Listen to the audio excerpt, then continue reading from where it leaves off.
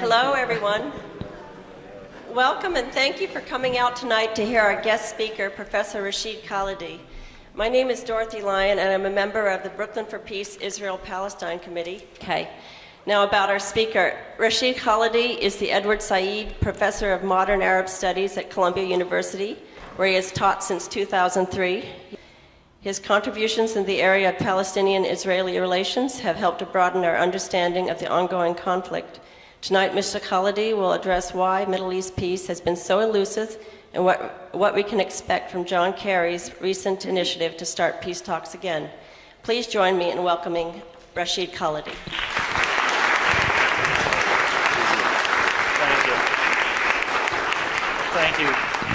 Thank you all for coming. I've spoken in many religious places. I've spoken in mosques and churches and synagogues. I've never spoken in a Quaker meeting house. This is a new experience to me. And I'm going to be talking about something that, in fact, has very little to do with peace and pacifism and the things for which Quakers are known. I'm going to be talking about why there is no peace. And I end up talking a little bit about Secretary Kerry. In fact, I'll begin by talking a little bit about Secretary Kerry, but most of what I will be talking about will be drawn from my own experiences and from my research and from, to a large extent, the book that was just mentioned, Brokers of Deceit. The title sort of gives it away. If you think it's not a suspense, it's not a thriller. The title tells you where I'm going with it. As we all know, for the last few months, the Secretary of State and his deputy, Martin Indyk, have been traveling around the Middle East, engaged in mediating renewed negotiations between the PLO and Israel. There's been an information blackout about these talks, and there have been very low expectations on all sides for their success. Usually, the media give us three reasons why there's not a lot of optimism about these talks. The first is that we're about to go into another electoral cycle a little more than a year from now, and that means it's going to be impossible for anyone in Washington to focus attention on anything from the spring of 2014 onwards. As you know, in Washington, they can't walk and chew gum at the same time. In fact, some people would say they can neither walk nor chew gum, but they certainly are not capable of focusing on their own re-elections and also on a problem like this. So that's the first reason people give that this may not work. The second is the weakness of the PLO and of the Palestinian Authority headed by Mahmoud Abbas, which is related to deep-seated and corrosive and destructive and entirely stupid divisions among Palestinians, divisions that are considered reprehensible by the overwhelming majority of Palestinians. That's a second reason why people say this might not work. A third is the uncompromising pro-settlement orientation of the current Israeli coalition government headed by Benjamin Netanyahu. It's by far the most right-wing, the most pro-settler, the least compromising government in Israel's history, and that is saying a lot in every one of those categories. And so these are all good reasons why this may well not work. I would suggest there are other, deeper reasons to look skeptically at the process that the Secretary of State and the President are engaged in. And I'm a historian, so I'm going to argue that it is actually necessary to go back and examine some of the structural reasons why in decades the United States has not succeeded in bringing about a settlement between Israel and the Palestinians. Going back at the very least to the Madrid Peace Conference, which took place in October, November of 1991, meaning 22 years ago, or going back to Camp David 35 years ago in 1978. And I'm going to start by taking us back to 1991. In the preparations for that Madrid Peace Conference back in October of that year, Secretary of State Baker sent letters of assurances to all the parties, one to Israel, Syria, Lebanon, Jordan, and one to the Palestinians. The letter to the Palestinians responded to some of the pressing concerns they had expressed to the Secretary of State over many months of negotiations.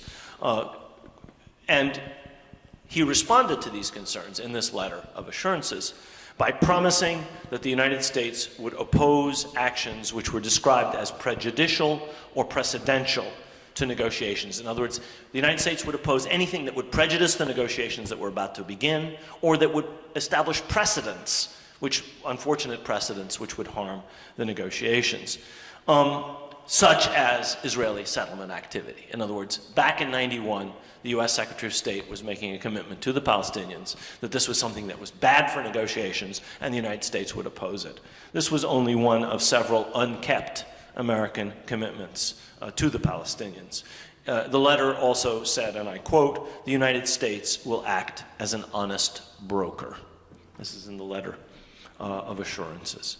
2 administrations later, under President George W. Bush, during a subsequent stage of US brokered Israeli-Palestinian negotiations, then Secretary of State Condoleezza Rice in 2008 told a Palestinian delegation she wanted to, I quote now, "I want to tell you what I think of your positions without hurting my role as an honest broker." So you see this term recurring over decade after decade after decade. This 1991 commitment, unkept commitment, I would add, and what Secretary Rice said in 2008 are reiterations of a central myth about this conflict. And this myth is that the United States serves as an honest broker between these two parties. In this book, I try to show that far from acting in such a fashion, for decades the United States has behaved in a thoroughly one-sided way. In consequence, I'm cutting to the chase here, far from resolving this conflict, the United States has made it worse. And that is what has happened at every phase of this conflict since the 1970s, and I would argue, and I'll try and explain why I think this is the case, it's likely to do the same in this current iteration. Now, that's only one myth. There are many, many, many myths about this conflict. According to another myth, this is a conflict between near equals. We have the Israelis, we have the Palestinians. The Palestinians have their authority, the Israelis have their state. And according to this myth, these are equal parties in which one of them is not a victimizer and one of them is not a victim. And in fact, I don't know. Thank you, anyway. According to this myth, if there is any victim, it is Israel. And in fact, in the American media, Israel is systematically portrayed as being victimized by Palestinian terrorism, Palestinian aggression, and so forth. This is not the reality. Anybody who's even been there, and maybe some of you have been, or who are from there, and who have actually bothered to spend some time on both sides, knows that, in fact, this is a highly asymmetrical conflict. It is not a conflict between equals. It is a conflict between a powerful state that's been there for 65 years, very powerful in many ways, and which is fully supported by the greatest power in world history. That's this country, in case you had any illusions about that. On the other side, there is a divided Palestinian people, a large part of which has been living under occupation for 46 years, a people that has never in its entire history enjoyed self-determination or statehood, and have lived for their entire modern existence either under alien rule or dispersed in exile from their homeland. That's the reality, and how that reality can be transmuted into a conflict between equals, each with its own entity and in negotiations that are supposedly equal, is actually beyond me. I argue in the book that you have to go to language to understand how these myths can be created. Language has had an enormous importance in their construction. I quote George Orwell, who in 1946 wrote, and I'm now reading from Orwell's essay on the English language, "The slovenliness of our language makes it easier for us to have foolish thoughts. If thought corrupts language, language can also corrupt thought. Dishonest, corrupt language, in other words, ruins our thinking." The framing of this conflict using fundamentally dishonest terms like honest broker or peace process. They've been doing this for 35 years. This is a process, obviously. People have made careers, glittering careers in Washington. They're loaded down with honors. Have they produced peace? No. I'll talk in a minute about what they've actually produced on the ground in real terms. Use of these kinds of terms to describe what is actually happening has masked a reality, and that reality is a reality of continuing complicity of a series of US administrations in the continued dominance of the Israeli state over the Palestinians. This, in my view, has made the prospects of a settlement less likely. In other words, the United States has not helped to resolve this conflict. The United States has made this conflict infinitely worse. And I will try and explain why I think that's the case.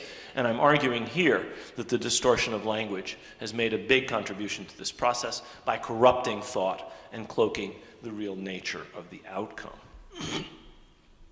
Now,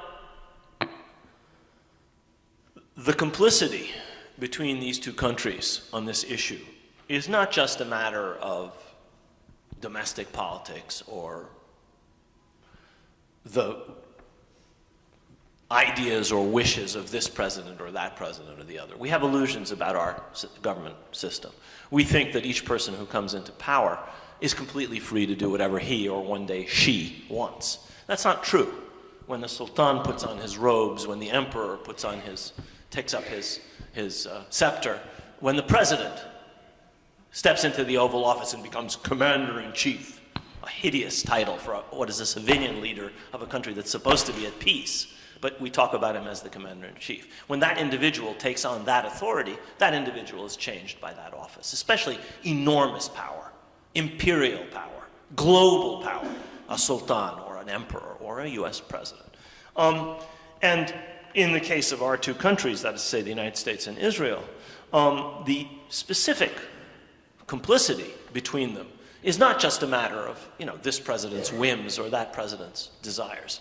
It's grounded in a secret letter that was sent by President Ford to then Prime Minister Rabin about negotiations involving the Palestinians. And in this letter, the US president said that the United States would, quote, coordinate with Israel with a view to refraining from putting forth proposals that Israel would consider unsatisfactory. This commitment is still binding to this day. The United States has trampled all over every commitment that I know it has ever made to the Palestinians. It has never been faithful to any commitment that I'm aware of to the Palestinians. There weren't that many, by the way. But this is a commitment the United States has faithfully kept. In other words, this letter says the United States cannot propose anything of which Israel does not approve on this issue. As we'll see, there are other issues on which the United States has felt free to make propositions that Israel has disapproved of mightily. This is the basis of the idea that is embraced by politicians from one end of the political spectrum to the other, Vice President Biden to Senator McCain, that there should be, quote, no daylight between the American and the Israeli positions, or put differently, that there is a no surprises doctrine between the two countries.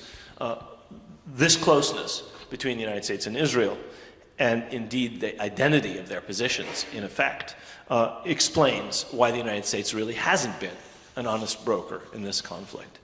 Now, in the book I touch on what I think are three moments of clarity in the history of US policy on the Palestine question. I go back to Truman, in fact. I talk about this 1975 letter. I talk about many things, but I focus on three moments.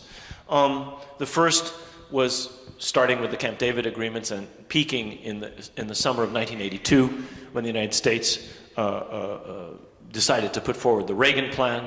The second moment had to do with the negotiations that started in Madrid in October of 1991 and continued through the end of those negotiations in 93, the negotiations I was a part of, and then were in effect further continued through the Oslo negotiations that produced the awful agreements that the Palestinians suffer under today. That's the second moment. The third moment would be the first term of President Obama, which I'll talk about in conclusion. So the first of these moments, these three moments that I think illuminate precisely why the United States has failed as a broker of peace in the Middle East, came in the late summer of 1982.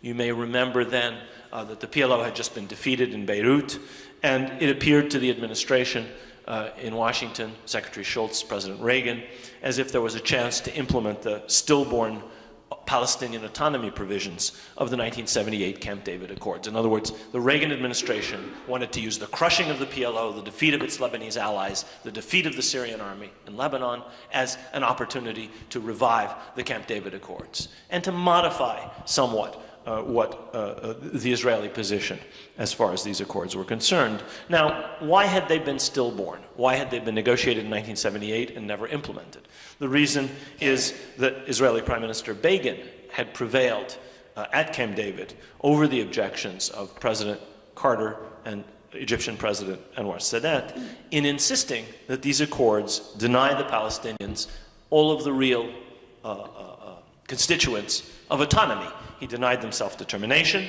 he denied them control over land, he denied them control over water, and he said there would be no end to Israeli settlement expansion. Given those conditions, the Palestinians could have autonomy, he said. Very generous.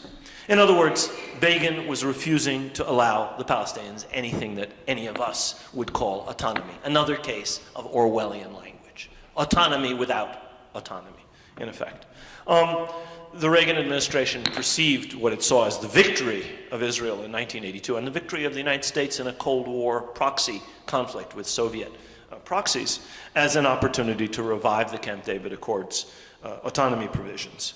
And so on September 1st, the president announced the Reagan plan. Now, a couple of weeks before he did that, a couple of weeks before Reagan went on TV to do this, a CIA analyst, we don't know his name is redacted from the document we have, wrote a memo in which he predicted that the Reagan plan's attempt to reframe the 1978 autonomy agreements slightly more favorably to the Palestinians would not succeed. That Begin would refuse to budge from his own narrow, reductive interpretation of the accords, which I've just summed up for you. And the memo went on to say, and now I'm quoting from this unnamed, I think I know who he was, but it doesn't matter, from this unnamed CIA analyst. In Begin's view, so this is an American secret government memo which was revealed about a year ago. A graduate student of mine found this. In Begin's view, the agreements guarantee that under no condition can a Palestinian state be created. Keep those words in mind, because they still, in my view, are operative. This is still Israeli policy. This is Begin, this is a CIA assessment of what Begin wanted to do. But I would argue it's still operative. The memo goes on, in practice, Begin effectively ruled out any exercise of Palestinian self-determination, except one that continued Israel's preeminent position in the West Bank. Now, how you can have self-determination in a situation where Israel maintains its preeminent position in the West Bank is beyond me, but again, Orwellian language. The memo was correct about Begin. He raised holy hell as soon as the Reagan plan was announced. And he prevailed. As revealing as the CIA memo to me was the fact that President Reagan was completely unwilling to hold firm to his own peace plan in the face of Begin's furious refusal. This was not the first time that US policymakers acquiesced in the Israeli position on Israel. I show in the book, in fact, that President Carter, President Reagan, President Bush Sr., President Clinton, and President Obama each tried to somewhat modify the American position as it had been developed in coordination with Israel along the basis of this 1975 agreement. All of them were forced to pull back. All of them were eventually faced with an absolute Israeli refusal to budge. The only one of the last 6 presidents who did not even try would be George W. Bush. I can talk about that if you would like. So that's the first set of events. Reagan tried to change the terms of the autonomy accords. The Israeli prime minister refused. The American president backed down. The second set of events occurred during the bilateral negotiations I was involved in Washington and Madrid and then in Washington. And the Palestinian delegation to these negotiations, to which I was an advisor to that delegation, the Palestinian delegation produced a huge quantity of documents, its own internal documents, the documents it presented to the Israelis, the documents it received from the Israeli side, and transcripts of the meetings either with the Israelis, formal negotiation sessions, or meetings with the American mediators. Looking at these, and I had wanted to work on them for many, many years, and in this book I finally had an opportunity to do so. Looking at them, one realizes the extraordinarily high degree of discrete coordination, I would say the complicity, between the positions of the United States and Israel. This became apparent to us as we were involved in this negotiation. What they show, I put a bunch of these online, by the way. If you buy the book, you can see where the documents that I've cited are actually available. You can read the original documents, about 16 of them. They show that American diplomats were terrified of going beyond what they thought were Israeli red lines, sometimes mistakenly. In effect, they said, if that's the Israeli position, we can't go beyond it. We had a case in 1993 where the United States said, well, you guys can't agree, we're going to come forward with a bridging proposal. In other words, we're going to put forward something that will bridge the positions of the two sides. When they did that, we found that this so-called bridging proposal was less forthcoming than the last position that the Israelis had communicated to us. I mean, what use is a bridge that doesn't even cross the divide between the two sides? And that's an example of the kind of timidity, beyond complicity, that the United States showed. I was looking at documents that were revealed by Al Jazeera and The Guardian, the so-called Palestine papers, and I found in 2006 a similar case of American mediators being, in effect, more Israeli than the Israelis themselves. In other words, taking a tougher position than the Israelis had previously taken. Another striking feature that emerged during the 1991 to 93 period, during the negotiations I was involved with, was the remarkable continuity over three different Israeli governments: the Shamir government, the Rabin government, and then later, after I left office, stopped working on this, the Peres government, and in fact, the Netanyahu government that followed it. The continuity over several different Israeli governments in the restrictive Israeli position on what they would allow in terms of Palestinian autonomy. In essence, this position has remained unchanged, in my view, from the time of Begin until today.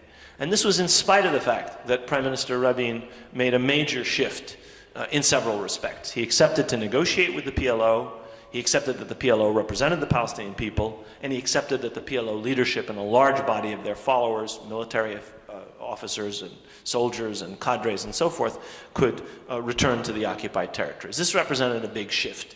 But on the important issue of what would be allowed to the Palestinians, the core positions of Rabin's government and all subsequent Israeli governments have not really changed. They oppose complete Palestinian independence and sovereignty. I'll explain why I say this in questions if you're interested. They refused to end Israel's effective control over the West Bank, East Jerusalem, and in fact over Gaza from without, and they refused to end the colonization of the West Bank and East Jerusalem. These have been proven to be basically non-negotiable positions for every Israeli government. What the book shows is that American policymakers have acquiesced in this Israeli position over several decades. So that's the second moment, as it were. The third moment that I examine emerged during the last 2 years of President Obama's first term. Now, you may remember that when the president came into office, back in the heady days of 2008, we were all hope and changey, and everybody was thinking that, everything was going to change in this field as in so many others. You may recall that the president appointed Senator Mitchell as his mediator, and he took a number of positions which looked as if they marked a change in U.S. policy. He insisted that there be a settlement freeze before negotiations begin. He insisted that the 1967 lines be the basis for future borders, and he insisted that there be rapid movement towards a Palestinian state. At one point he said this should be solved in 1 year. Over this period, throughout his first term, the president faced relentless pressure on the issue of Palestine from not just Israeli Prime Minister Prime Minister Netanyahu, but also from the Republican leadership in Congress, who, as you remember, in 2010 took over the House, as well, of course, as from the Israeli lobby. This tripartite pressure from the Israeli government and from their allies in Congress and in the lobby. You may remember the times that Netanyahu spoke before Congress and got 35 standing ovations. The president obviously was not in a position in those days to get 35 standing ovations from the US Congress. So Netanyahu was in effect in a stronger position in Washington than the president himself. This pressure forced the president into humiliating retreats from every one of these positions. He gave them up. He has not insisted on a settlement freeze since then. He has not insisted on the 67 lines. And obviously, we're 5 years into his presidency and there's no Palestinian state. So He's, in effect, given up all of these positions. Incidentally, these were not new positions. They're positions taken by previous American presidents that President Obama was simply reiterating. He was forced to back down on all of them. And I can talk about how and why that happened if you're interested. These moments of clarity illuminate policies which I think are obfuscated in most of what we see in the media and in what passes for scholarly writing, obscured by corrupt, deceitful language of the sort that Orwell was telling us about. This mantra about a peace process has obscured the reality that the process the United States was championing, in fact, wasn't directed at achieving peace between the Palestinians and the Israelis on the basis of two fully independent, viable, contiguous states living side by side in some way that would bring peace and justice. That's what the US said it was doing.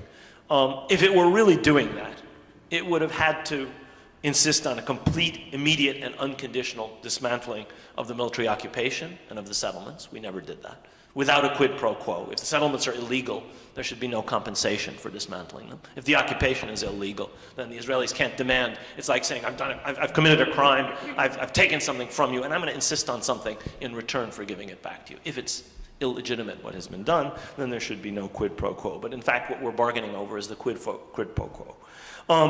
There should be acceptance of Palestinian self-determination within equitable borders, and there should have been a just resolution for the majority of Palestinians. Most of them don't live in the West Bank and the Gaza Strip. Most Palestinians are refugees and descendants of refugees living outside of historic Palestine.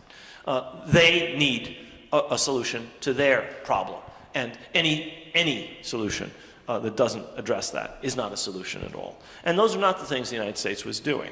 Instead, most of what the United States has been doing has been trying to bully the Palestinians into conforming to the positions of Israel over many, many decades. And I've already laid out what I've argued Israeli aims are. Sadly, in the Oslo Accords, the Palestinian leadership mistakenly accepted what it assumed would be a temporary deal, which in fact was in keeping with Begin's bottom line. Far from being temporary, this awful deal constituted the basis of the status quo for the past 20 years.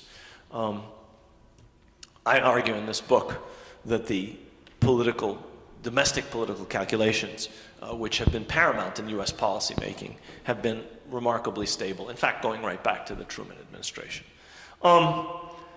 I had a lot more I wanted to say, but I've already gone on well over a half an hour. Let me just say two more things before I conclude. The first is, I don't want you to come away from this with the assumption that the United States is in a situation where the tail wags the dog on everything, and where Israel basically determines US policy. If you look at any issue which is considered strategically vital by the United States, especially things during the Cold War involving the Soviet Union, you will see in case after case after case, I list about a half dozen of them, that the United States has gone ahead and done what American policymakers determined was in their best interest, and have basically ignored whatever the Israeli government and whatever its lobby said. This goes right back to the 1968-70 war of attrition, the Rogers Plan, the disengagement agreements, the Camp David Accords, insofar as they had to do with Egypt, where strategic advantage was in view, the United States completely ignored Israel and basically did as it pleased. Similarly, where major arms deals with Arab oil-producing countries have been involved, the American administrations from Reagan until the present one have overridden the opposition of Israel and its supporters in all of these cases, where it was perceived, in other words, by people in Washington that major strategic interests were at play, and potent interest groups like the oil lobby or the defense lobby or the aerospace lobby were engaged. In these cases, very little attention was paid to Israeli objections. Clearly, these were cases where strategic interests were seen to be involved. On the Palestine issue, the reason that this 1975 commitment still binds the United States is that nobody in Washington seems to see that this is important, that anybody cares. And I have a long passage in what I was planning to talk to you about, having to do with why the Arab countries don't do something about it. I'll leave that, and if there's a question, I'll speak to that. What I will end by saying is this, that this policy can only continue as long as undemocratic governments continue to dominate the Arab world. Governments like that of Saudi Arabia. These governments have basically capitulated on this issue. They talk a good game where Palestine is concerned, but in no case have they been willing to put the Palestine issue at the top of their agenda with Washington, and in no case have they been willing to jeopardize their relations with Washington over this issue. And the main reason this is the case is because none of these are democratic governments. They don't respond to the wishes of their people. People in the Arab world are overwhelmingly sympathetic to the Palestinians and completely baffled as to why the United States should follow the policies it does. If you want to understand anti-Americanism in the Arab world, look first and foremost to the Palestine issue. It poisons everything else. And anybody who looks at the region with an unbiased eye knows this. This has been completely blotted out of our consciousness. They don't care about Palestine, we're told. Of course they do. Every poll says they do. Everybody who ever goes there will tell you that they do. It's only because they have unrepresentative, dictatorial, weak, pliant governments dependent on Washington that this policy that I've talked about can continue in place. When and if that changes, it doesn't look like it's going to change anytime soon. Democracy is not about to break out all over the Middle East, but a beginning. There has been a beginning. And when that happens, and the Middle East cannot be immune to the trends that have affected the rest of the world, sooner or later, when that happens, the will of the people in these countries is going to be made manifest. And their will is that the United States has to act more justly, or it's going to suffer in its relations with the Arab countries. And when that happens, it'll become a strategic interest. We can change that from here. We can change that by making it clear to people in Washington that we don't accept the policy of supporting unrepresentative governments. We can make it clear by saying we don't accept the policy whereby the United States is aligned with injustice and oppression. We can change that here by trying to change this biased picture of the conflict, dealing with this horrid Orwellian language that you get every day in the New York Times and you get every day on television when television bothers to cover this issue. But until and unless we change things here, until unless the Palestinians get their act in order, organize their own affairs, end this ridiculous, divisive, destructive split, and until the Israelis realize that there will be a price for continuing on their course. And until and unless those things change, I don't think we can expect a change in U.S. policy. So to conclude by talking about our friend, Secretary Kerry, not my friend, our Secretary of State, I suppose, I would just say that looking backwards on the basis of what I've just talked about, it's pretty clear that the United States, up to this point, has in fact made a settlement much less likely. I'm very wary of making predictions. I've often said that the job description of a historian does not include telling the future, and I'm not going to tell the future now. But I would offer that it is impossible to build anything lasting on the kind of rotten foundation that the United States has already established through its participation in this process so far. We have a situation here where the parties are negotiating from a position of gaping inequality. One is an occupier, one is occupied. The ostensible mediator overtly favors the stronger party. You have, in other words, a big, fat American thumb pushing the scale down even further on the side of the overwhelmingly dominant party. And the Oslo Accords and all the agreements thereafter that form the basis for this process are entirely based on Israeli blueprints, Begin's blueprint, essentially, that were intended to prevent an equitable two-state outcome. I think Begin has basically succeeded. I don't think such an outcome is very likely or may not even be possible. Whatever transpires from what the Secretary of State is doing, I would argue that these conditions would seem to guarantee that the outcome will not be a just and lasting peace in which the Palestinian people end their century-long odyssey and both peoples end up living in peace and in justice and in security, whether it's in one state or two states or some kind of confederal or cantonal or other arrangement that we haven't yet devised. If this history that I've very briefly summarized for you tells us anything, it's that the process the Secretary of State is engaged in cannot produce such an outcome. It can only extend into the future the entirely unsatisfactory status quo. Thank you.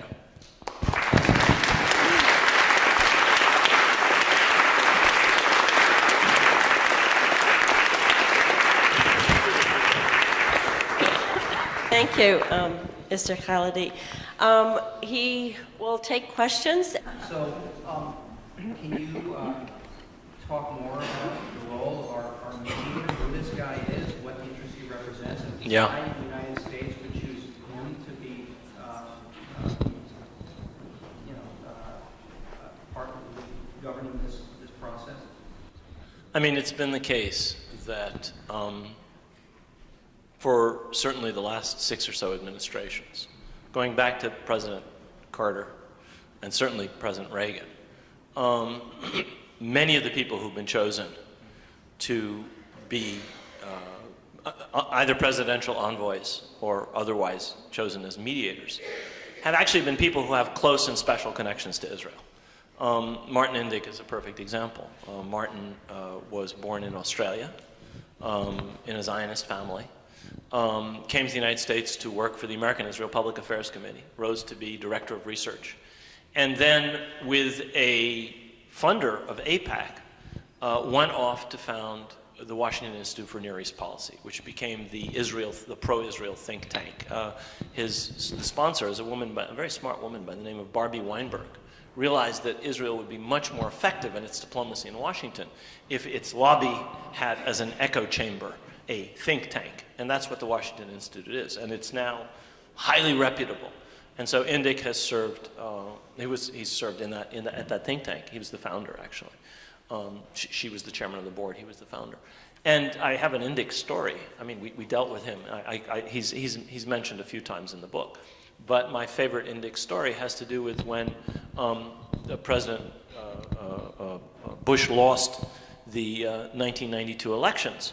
And we were in the middle of negotiations in Washington, and we were told, I think this might have been January '93, that somebody from the Clinton transition team would be coming to speak to us and give us an idea of where the new administration would go. And we were, eagerly anticipating the arrival of whoever the Clinton administration said was going to send. And in the door walked someone who, to our knowledge, was an Israeli lobbyist.